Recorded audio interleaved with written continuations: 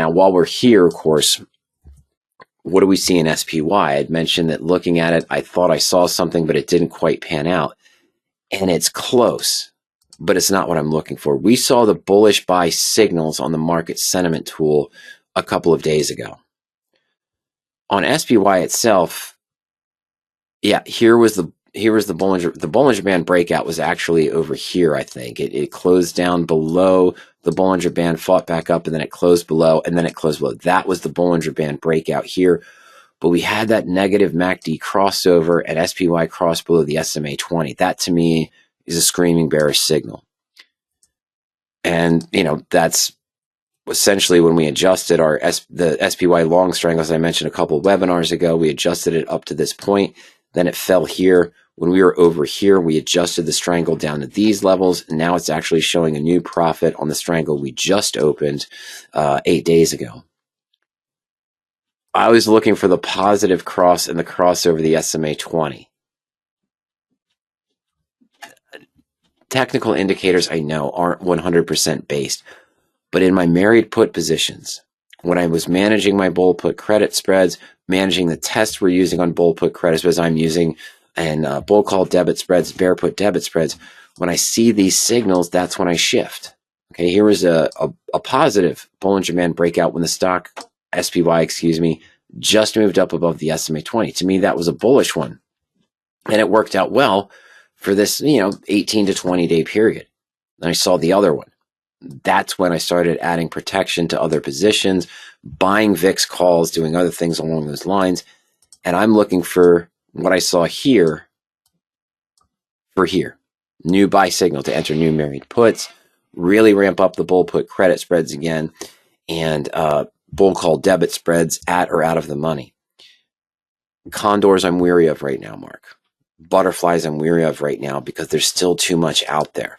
I would prefer to see shorter term, 7 to 10 days out. On Monday, see what the market opens. Maybe look for an 11-day out spread on NVDA because it offers weekly options, meaning the 2-week out position.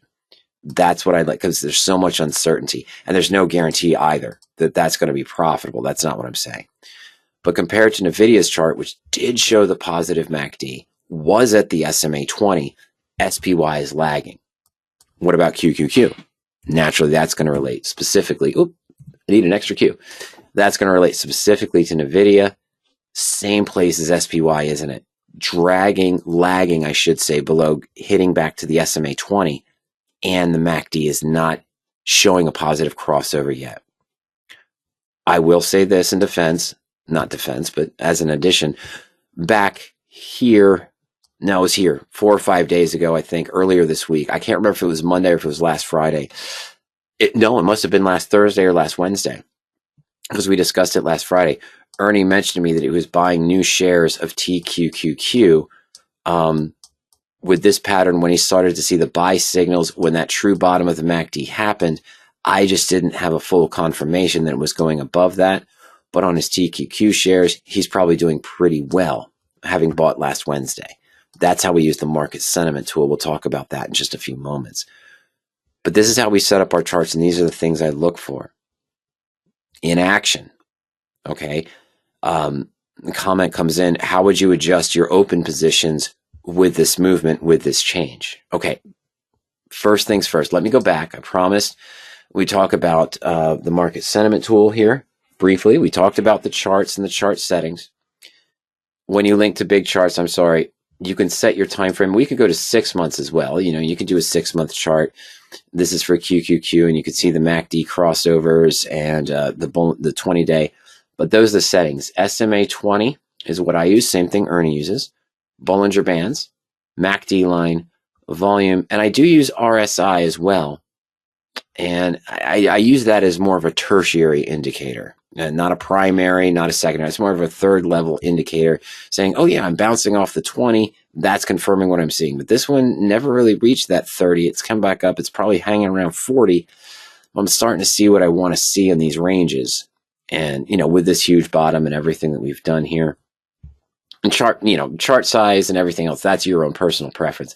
This is just how Ernie and I prefer to set up our charts with the indicators we like to use. Now, market sentiment tool.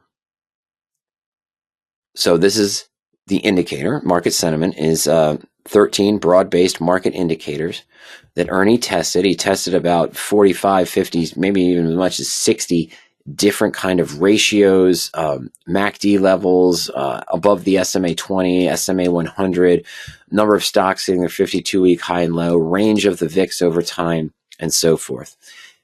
And in each of these 13 selected indicators, folks, I apologize.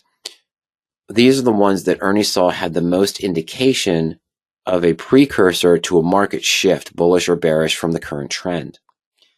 And what is that based on? What is this fence where things are entering into bullish or bearish? Put call volume ratio, for example. What you're looking at here is a histogram of all the levels of the put call volume ratio across all optionable stocks across the market. And, you say we have the bearish fence then, when it's at 0.06. So that's right about here. You see it's creeping into bearish. And it's bullish when the ratio is above 0.99, which is right about here. Now let me highlight that. Why these levels? Well, it's because the put call volume ratio, rarely extends above 0.99 for any extended period of time historically. So usually when we see the put call volume ratio hit 0.99 or almost go to 1, that usually means a market depression and people start buying more calls than puts. And the put call volume ratio has to go back to the median. It has to go back to the lower levels. Now, true, we're only at 0.63 right now. We're entering that bearish range because the market's been declining, everyone's panicking, and everyone's buying puts, which means what? Historically, it's not going to continue down to this level. It's not going to go to 0.4. It's not going to go to 0.5. It's going to maybe hang here for a little bit, but eventually, just as we saw with the chart patterns, just as Mark asked, we're seeing a leveling. We saw the strong buys. I got to show that in a moment. Other indicators, of course, are showing the buy recommendations. So are we out of the woods yet? It's hard to say. Are we seeing trends that are leading us to buying? I just talked about what Ernie's doing in his portfolio, what he did in his portfolio 5 or 6 days ago that he told me about over Teams and everything. But the idea is it's going to go back this way. Why is it going to go back to these levels? Historically, why is it going to move away from this 0.63 and not continue to move down? Well, it's because we're going to see sort of more calls being bought. I'm sorry, I said that wrong. My apologies. I said that wrong. We're going to start seeing it move because at this point, the expectation is once it goes in the bearish level, which it's flirting with, it's going to revert back to the mean. Thank you, Rob. That's what I was trying to say. And this ratio is going to go back to those levels. Meaning what? More calls are being bought now than puts. Okay, well, how did the market sentiment tool help us? That's what it is. That's what these histograms show. That's how these fences are set. But these 13 broad-based indicators, when we hit a certain level, and you can see it right here. Let me shorten this up a little bit. There we go. So what did we see? We started seeing the sell warnings on the market sentiment tool back here at this peak. We had a little bit of a drop. And back here in this peak. And then we declined. We saw a little hesitation here. There was a buy warning, but it wasn't a strong buy. Right down here, 13 indicators, strong buy warning. Okay. And that usually means that the market has a tendency to move back up. What is a very bullish buy or bullish warning? 8 of the 13 indicators went to bullish. 5 stayed at neutral. None were bearish. And here too, 6 and 7 is a bullish buy, but the 8 and 5, that was really the trigger. That went to a very bullish buy. We're at 5,521. What have we done since then? We moved back up. We're staying in that range, but we moved back up to 5638, 5675. Little bit of hesitation. This range bound that Mark mentioned, that's what we're seeing. Back here, when we started to see the sell warnings, and this was, let's go to that range. Where were we on that sell warning? There we are. So this is probably around February 20th, February 20th. We're at 6117. What have we done since then? down to 5778, started to see some light buys, down to 5521, started to see the bullish buys. So what do I see when I see the bearish warnings? Well, we have videos on that. That's actually discussed here in that help video. But when I started to see the bearish warnings, I started selling calls on my married puts. Why? The married puts were up. I was at profit. It looks like the market's going to pull back based on the market sentiment. Sell calls near the peak. The stocks fall. I collect that full premium.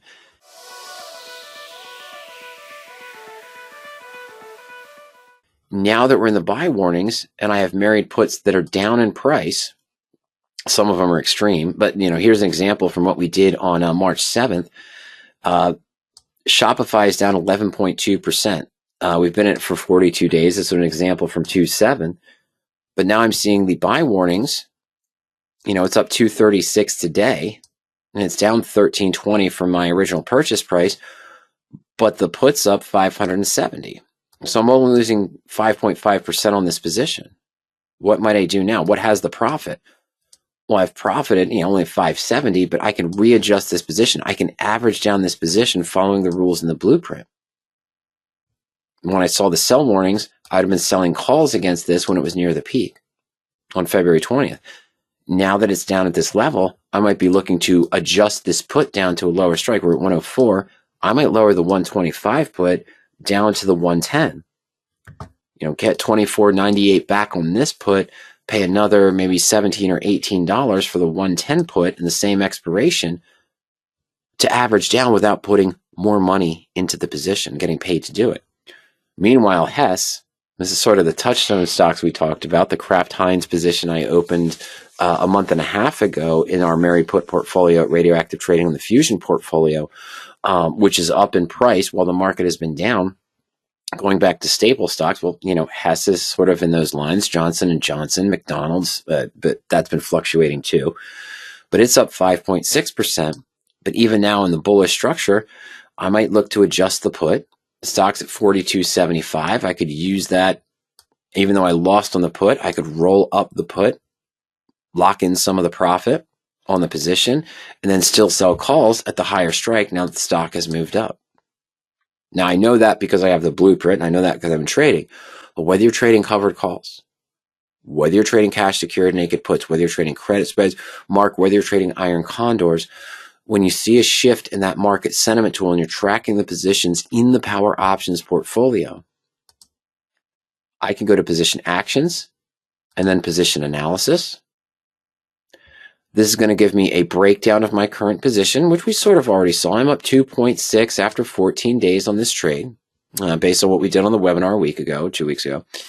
And of course, if I hold this all the way to expiration, 245 days away, make no adjustments, accept no dividends, we'll have a loss of 4.4%. But now, I could write a call on the position to lower that initial at risk. I could move the put one direction. I could move the put another direction and cut my risk down, say to 4.3%, 2.6%, or 3%, or I could do another position, a bear call credit spread. Typically what I would do in this situation is I'd probably select one of these puts to roll to. Which one? Well, I like the 44. The stock's at 42.75. Let's see, where's the 44 strike? Oh, I'm sorry. Where's the 44 strikes going shorter term, 27 days out? Yeah, it's not that much. We're looking at good premiums. Actually, 155 here to April 17th at the 43. So I think the 44. What I'd probably do with this position is I'd go to this lower risk of 2.6%. I want to see it first, though, as I'm again, if you're tracking covered calls, credit spreads, iron condors, naked put positions, calendar spreads. I see a rollout opportunity. Hey, the math looks great. What am I doing? I'm going to sell to close my 42 strike put. Now the stock's at 42.75. I'm going to sell it at 315. I'm going to pay 360. Oh, this is actually further out. Oh, no, this is same November. My apologies. I'm going to pay 360. So what am I doing? I'm paying a debit of only about 40 cents, 35 cents to gain $2 in protection. I'm moving from 42 to 44, but I'm only paying a difference Oh, 45 cents. My apologies. 45 cents. And that lowers my risk to 2.6%. Well, it's great to see things numerically. I want to see it side by side. Where am I at right now? I got a current return of 2.6%, infinite upside, with a maximum risk if Hess falls and drops below 42 of 6.1%. Worst case scenario, it's below 42 in November. I accept no dividends. I do no other adjustments. Taking advantage of this put, what we call income method number 4 in the blueprint, the full course on the married put approach for controlling risk in the markets to single digits, manipulating the put option and generating other income. Well, this takes me to a risk of only 2.6%, still with infinite upside. All right, I like it. I would do this with stock at 42.75. Okay, I wouldn't do this yet. First, what I want to do is go back. I want to see how it's been moving up. But what are my charts? What do we just talk about from Mark? And what do we just talk about a little bit on this analysis? Yeah, that big move up, positive MACD. It is, hey, it's stabilizing and it's pulled back from that height of 44. That's what I'm looking at. But it's pulled back, but I still have an opportunity to cut my risk from 6% down to 2.6%. I can cut my risk in half using this income method number 4. I'm going to do it. We're just going to use the midpoint prices. I'm going to submit change to portfolio. So now I did increase the effective cost per share by adjusting that put in my married put position via income method number 4. My stock that's up 5.6%. We've cut the risk down 2% as we saw. And I still have a profit of 2.6% on the position if I liquidated right now. That is taking into account that extra cost for rolling the put. But now what? Well, now let's see what options are available. I can go back to position actions and position analysis. Now that I've made this trade in my portfolio, okay, none appear. Let's go to the custom spread tool. If you don't see any rollouts appear, you'll see this link. I can manually do it. I just rolled my put. My effective cost per share is taking into account this new stock price. Would be the same in a covered call. Or if you're in a debit spread and you roll the spread, the long option is going to reflect your new cost basis. And that effective cost per share, liquidation value, and future expiration value is going to take into account that new cost, not the original. So I have a 2.6% at risk. We've adjusted the position here. I do have a higher upper break even. Again, that's only at November expiration. If I do no other adjustments, collect no dividends, reject all dividends on this trade in 245 days. I've moved up to the 44 put. Stock's at 42.75, just breached down from that $44 level. I can still do the same thing we were considering. Let's go to April. Hey, 75, it's a wide mid. We're going to see why, but it's a wide bid-ask spread. I'm probably not going to get 75 cents for it, but let's just use the midpoint for this exercise. I sell that call at 75 cents. My risk is now 1%. Still make a max of 5.2% if the stock's trading right at 44 at April expiration, but it does look like this position dips into the negative if it moves up. Now, this is Hess, of course, Hess M, Midstream Partners. Why did I say it's not surprising that this bid-ask spread is pretty wide? I likely wouldn't get this. I might get 55. I'd say 55 cents, maybe 60 if I'm lucky on this. But it would still what? Reduce the risk further to the downside, still leave me a positive upside, and a high upper break even of 52, almost 10 points away from where the stock is. Why am I not surprised that bid-ask spread is so high? Let's go back to the research tool. Oh, okay, April 24th. And we were looking at the April 17th expiration, but it's unconfirmed. The earnings might come out before that 17th of April expiration. I have to be weary about that. Maybe I don't want to cap my upside with that income method number 1 after I did the income method number 4.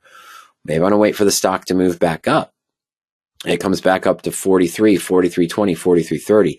I can get better price for the 44 or the 45 strikes as well.